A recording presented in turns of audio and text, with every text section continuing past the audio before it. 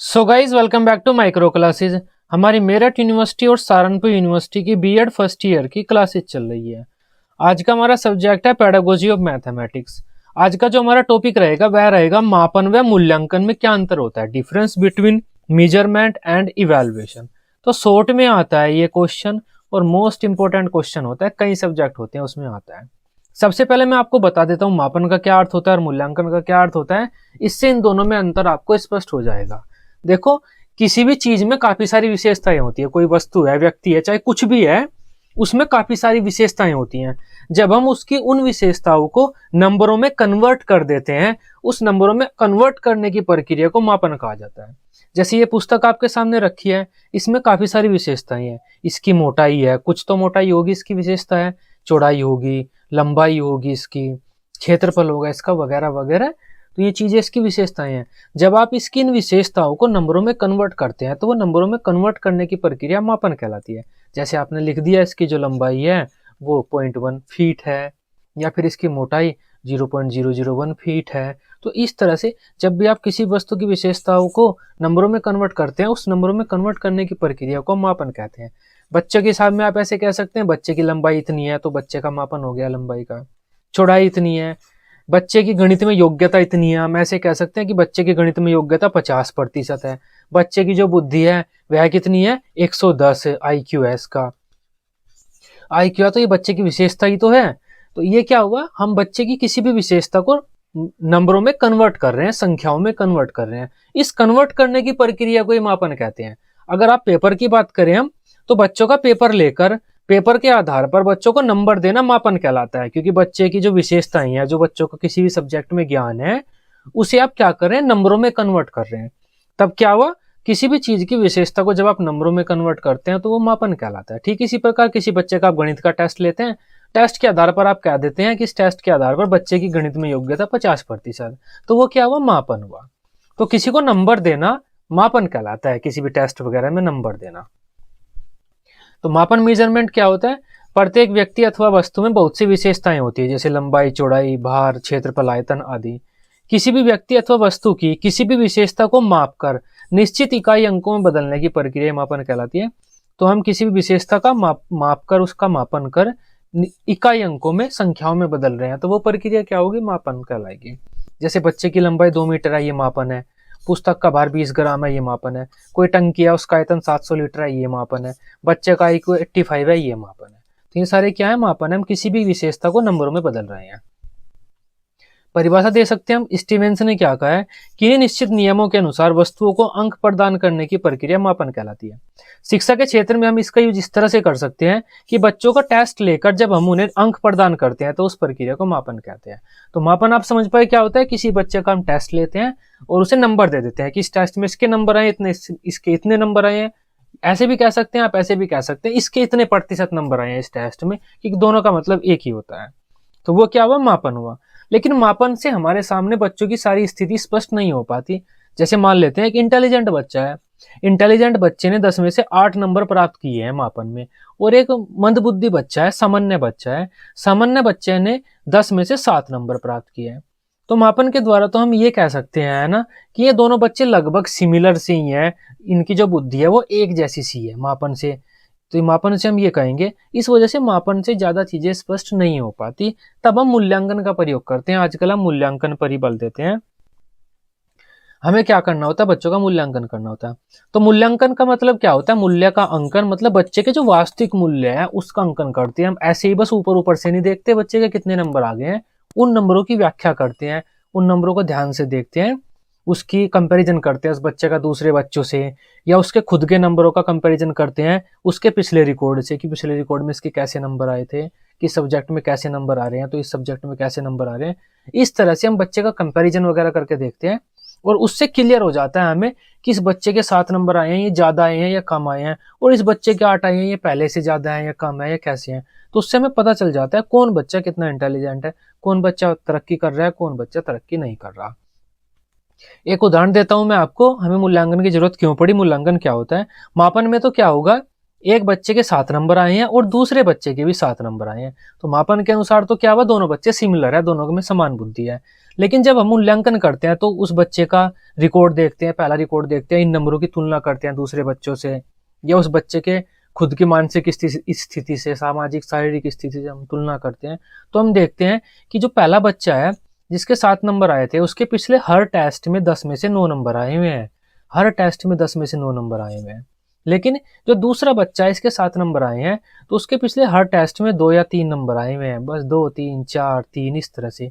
अब क्या हुआ, तो इस 7 नंबर की वैल्यू ज्यादा है क्योंकि ये बच्चा तो प्रगति कर रहा है, लेकिन इस 7 नंबर की वैल्यू कुछ भी नहीं है क्योंकि ये बच्चा प्रगति नहीं कर रहा है, डाउनफॉल की तरफ चल रहा है। तो हम इस पहले बच्चे को डांट लगाएंगे, यही मूल्यांकन है।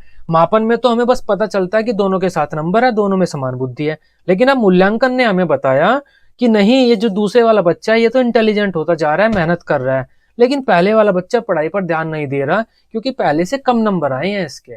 तो इस प्रकार हो जाता है। यहाँ पर ऐसे भी हो सकता है कि एक बच्चा तो बीमार था, उसके 7 नंबर है, दूसरा बीमार नहीं था, उसके भी 7 नंबर है, तो जो बीमार था ना उसके 7 नंबर की वैल्यू बढ़ जाती है। इसे ही हम बोलते हैं इवैल्यूएशन, मतलब किसी की वैल्यू निकालना, किसी का वास्तविक मूल्य निकालना।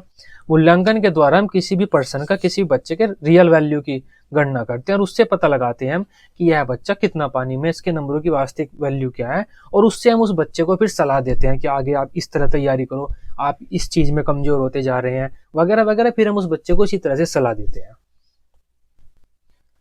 मूल्यांकन शब्द 2 शब्दों मूल्य तथा अंकन से मिलकर बना है, जिसका अर्थ होता है मूल्यांकन, मतलब किसी बच्चे के वास्तविक मूल्य को मापना। अतः किसी व्यक्ति, वस्तु अथवा क्रिया के वास्तविक मूल्य का अंकन करना ही मूल्यांकन कहलाता है। मापन की प्रक्रिया में विशेषताओं को इकाई अंकों अथवा आंकड़ों में बदला जाता है, बस इतना ही काम करते हैं, मापन की प्रक्रिया में नंबर में बदल देते हैं। लेकिन मूल्यांकन में इन आंकड़ों की अनेक मापदंडों, जैसे बच्चे की सामाजिक स्थिति कैसी है, कोई बच्चा किसी समाज से आता है, कोई किसी समाज से आता है, तो सामाजिक स्थिति के आधार पर हम उन नंबरों की व्याख्या करते हैं कि उस बच्चे के इतने नंबर आए हैं, तो कम है या ज्यादा है। सांस्कृतिक स्थिति कैसी है, बच्चे की बुद्धि कितनी है, इंटेलिजेंट बच्चे के नंबर की कितनी वैल्यू होती है और मंद बुद्धि बच्चा उतने नंबर ले आए तो उन्हीं की वैल्यू ज्यादा हो जाती है। तो जो आंकड़े बच्चे के आए हैं, नंबर आए हैं, उनकी हम अनेक मापदंडों के आधार पर व्याख्या करते हैं, उनकी तुलना वगैरह करके देखते हैं। बच्चे की आर्थिक स्थिति कैसी है, वैज्ञानिक मनोवैज्ञानिक स्थिति कैसी है, रुचि, बच्चे की रुचि कितनी है, किस सब्जेक्ट में रुचि है। अगर एक बच्चा अपने रुचि वाले सब्जेक्ट में 50% नंबर ला रहा है और दूसरे जिसमें उसकी रुचि नहीं है तो 50% नंबर उसी में ला रहा है, तो ये जो नीचे वाले 50% नंबर है, इनकी वैल्यू ज्यादा है और ऊपर वालों की वैल्यू कम है।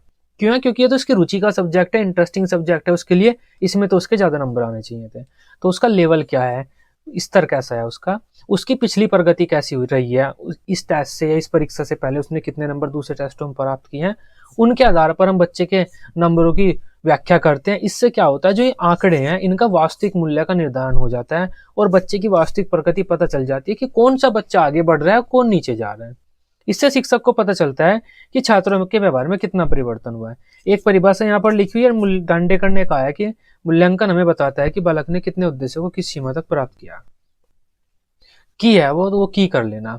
अब एक उदाहरण देख लेते हैं। उदाहरण मैंने आपको समझा भी दिया है कि मापन व मूल्यांकन में क्या अंतर होता है, उदाहरण मैंने आपको अच्छी तरह से समझा दिया है, फिर भी देख लेते हैं। एक बच्चे ने गणित में 10 में से 4 नंबर प्राप्त किए। गणित के टेस्ट में 10 नंबर का टेस्ट था, एक बच्चे के 4 नंबर आए, तो ये प्रक्रिया तो मापन कहलाएगी। कितने बच्चे के नंबर कितने आए हो तो हमने मापन कर दिया। लेकिन अब मूल्यांकन की प्रक्रिया शुरू होगी। मूल्यांकन में हम क्या करेंगे, ये जो 4 नंबर आए हैं इनकी वैल्यू देखेंगे, एक्चुअल में वैल्यू कितनी है। मूल्यांकन में हम इन अंकों की अन्य छात्रों से, उसकी पिछली उपलब्धि से, उसकी सामाजिक आर्थिक आदि स्थिति से हम तुलना करेंगे, इन अंकों के वास्तविक मूल्य का निर्धारण करेंगे।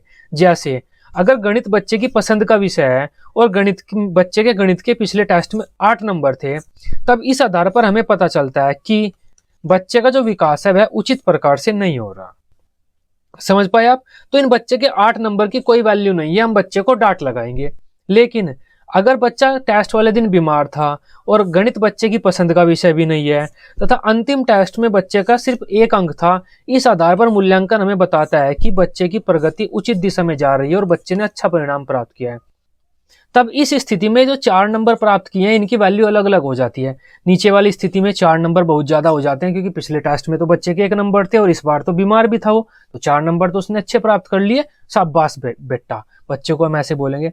लेकिन ऊपर वाली स्थिति में उसी बच्चे को हम डांट लगाएंगे, भाई जब तेरे पिछले टेस्ट में 8 नंबर थे और गणित तो तेरा इंटरेस्टिंग सब्जेक्ट है, 8 में से नीचे कैसे चला गया तू? पढ़ क्यों नहीं रहा, तो वहां पर 4 नंबर में उस बच्चे को डांटेंगे। तो ये अंतर होता है मापन और मूल्यांकन में। मापन में तो हम सीधा सीधा सा नंबर दे देंगे उन्हें, मूल्यांकन में उन नंबरों की वैल्यू निकालेंगे, किस बच्चे के कितने नंबर आए और उन नंबरों की वास्तविक मूल्य क्या है, वास्तविक वैल्यू क्या है उन नंबरों की, और उसके आधार पर हम बच्चों को डांटेंगे या शाबाशी देंगे। अब आप समझ पाए होंगे मापन में और मूल्यांकन में क्या डिफरेंस होता है। आकलन और मूल्यांकन भी सिमिलर से ही होता है, मापन की जगह आप आकलन लिख लेना, आपका काम यहाँ पर ये भी चल जाएगा। अब एक एक करके इनमें अंतर देख लेते हैं। मापन, इसमें विभिन्न उपलब्धि संबंधित आंकड़े प्राप्त किए जाते हैं। तो हम क्या करते हैं, बच्चों के अचीवमेंट से रिलेटेड आंकड़े प्राप्त करते हैं। और मूल्यांकन में हम क्या करते हैं, इन आंकड़ों के मूल्य का निर्धारण करते हैं। मापन एक प्राचीन अवधारणा है, क्योंकि ये प्राचीन समय से चलती आ रही है, पहले से ही, जब से हमारी हिस्ट्री है। बच्चों का हम टेस्ट लेकर फेल पास उन्हें कर देते थे। लेकिन जो मूल्यांकन है वो एक नवीन अवधारणा है, अभी शुरू हुई है। मापन का क्षेत्र सीमित होता है, क्यों होता है, क्योंकि मापन में हम सीधे सीधे से नंबर लेते हैं और पास कर देते हैं, ज्यादा कुछ नहीं करते, तो एक नैरो फील्ड होता है मापन का। लेकिन मूल्यांकन का क्षेत्र व्यापक होता है, क्योंकि उसमें हम काफी सारी चीजें देखते हैं। इसमें साक्ष्यों को एकत्रित किया जाता है मापन में, लेकिन मूल्यांकन में हम उन्हीं साक्ष्यों से निष्कर्ष निकालते हैं। तो इसमें साक्ष्यों को एकत्रित करते हैं, इसमें ये साक्ष्य लिख लेना, यहाँ पर साक्ष्यों से निष्कर्ष निकाले जाते हैं। मापन की प्रकृति व्यवहारिक होती है, मूल्यांकन की प्रकृति दार्शनिक होती है। मापन निम्न स्तर का होता है और मूल्यांकन उच्च स्तर का होता है। ये सिंपल सी बातें हैं, तो आप रट भी सकते हैं।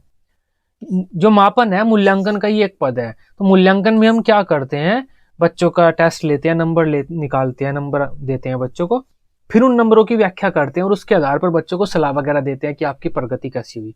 तो ये मूल्यांकन होता है। और जो मापन है उसमें हम क्या करते हैं, बच्चों का टेस्ट लेते हैं और नंबर देते हैं। तो ये एक मूल्यांकन का ही पद है। लेकिन मूल्यांकन में मापन निहित होता है। मापन के लिए मूल्यांकन की जरूरत नहीं होती, लेकिन मूल्यांकन के लिए मापन की आवश्यकता होती है। मापन हमें किसी न किसी प्रकार से बच्चों का करना पड़ेगा, तभी हम मापन से जो आंकड़े मिले हमें उनके आधार पर बच्चों की व्याख्या कर सकते हैं। इसके द्वारा यह पता किया जाता है कि छात्रों ने क्या सीखा है, तो मतलब किस सब्जेक्ट का कितना ज्ञान बच्चों के पास है, ये पता करते हैं। लेकिन इसके द्वारा हम शिक्षण प्रक्रिया की उपयोगिता की जांच करते हैं, जो हमारी शिक्षण प्रक्रिया रही है वह कितनी प्रभावी रही है, कितनी सफल रही है। मापन की प्रक्रिया में समय कम लगता है और ऊर्जा कम लगती है।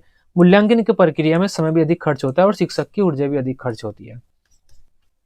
मापन जो होता है हमारा पाठ्य वस्तु कंटेंट आधारित होता है, जो हमारे टॉपिक हैं उनसे आधारित होता है, सिलेबस से आधारित होता है। लेकिन जो मूल्यांकन होता है हमारा उद्देश्य पर आधारित होता है, कि बच्चों के कितने उद्देश्य प्राप्त कर लिए हैं बच्चों ने, हमारे शैक्षिक उद्देश्य कितने प्राप्त हो रहे हैं, उसके आधार पर हम बच्चों का मूल्यांकन करते हैं। मापन शैक्षणिक होता है। शैक्षणिक से मतलब होता है हमारे करिकुलर, जो हमारी क्लासरूम में जो चीजें बच्चे पढ़ते हैं, टीचिंग जो टीचर कराता है उसे हम शैक्षणिक बोलते हैं। लेकिन एक होता है सह शैक्षणिक। सह शैक्षणिक का मतलब होता है एक्स्ट्रा करिकुलर एक्टिविटीज। तो जो मूल्यांकन होता है वह बच्चों के पढ़ने से भी और जो उनकी एक्स्ट्रा करिकुलर एक्टिविटीज है उनसे भी संबंधित होता है। मूल्यांकन में हम देखते हैं कि बच्चे के दूसरे पक्षों का विकास कैसा चल रहा है। नेक्स्ट पॉइंट है, इसके आधार पर छात्रों के बारे में हम कोई धारणा नहीं बना सकते कि यह बच्चा कैसा है, लेकिन मूल्यांकन के आधार पर हम पूरी धारणा बना सकते हैं। इसके आधार पर हम धारणा बना सकते हैं बच्चों के बारे में। नेक्स्ट पॉइंट है, इसके आधार पर हम बच्चों के बारे में कोई भविष्यवाणी नहीं कर सकते कि कौन सा बच्चा कैसा है, आगे जाकर क्या करेगा, किस प्रकार की उससे किस चीज पर फोकस करना चाहिए। लेकिन मूल्यांकन के आधार पर हम कर सकते हैं पूरी भविष्यवाणी। मापन में कितने पद होते हैं, तो मापन में इस प्रकार पद होते हैं। हम बच्चे की किसी विशेषता को चुनते हैं। सबसे पहले अगर बच्चे का हमें मापन करना होता है तो ये पदों का फॉलो करते हैं। बच्चे की किसी विशेषता को चुनते हैं, किस विशेषता का हमें मापन करना है। उसके बाद मापन विधि को चुनते हैं, किस विधि से हम मापन करेंगे। उसके बाद मापन करते हैं और संख्यात्मक अंक प्रदान कर देते हैं। लेकिन मूल्यांकन में क्या होता है, ये चीजें तो होती हैं, संख्यात्मक अंक प्रदान करना, लेकिन इतना काम करने के बाद हम बच्चों की आंकड़ों की व्याख्या भी करते हैं अलग अलग मापदंडों के आधार पर, और उनके बारे में भविष्यवाणी भी करते हैं, उन्हें सलाह वगैरह भी देते हैं। तो ये आज का हमारा टॉपिक था, मापन वर्सेस मूल्यांकन। आई होप इस टॉपिक को अब आप समझ पाए होंगे। वीडियो अच्छी लगी हो, इसे आप अपने बीएड ग्रुप में दोस्तों के साथ शेयर कर सकते हैं। बीएड की सभी सब्जेक्ट की डेली रेगुलर क्लासेस लेने के लिए आप इस चैनल को सब्सक्राइब कर सकते हैं। Till then, bye bye, take care.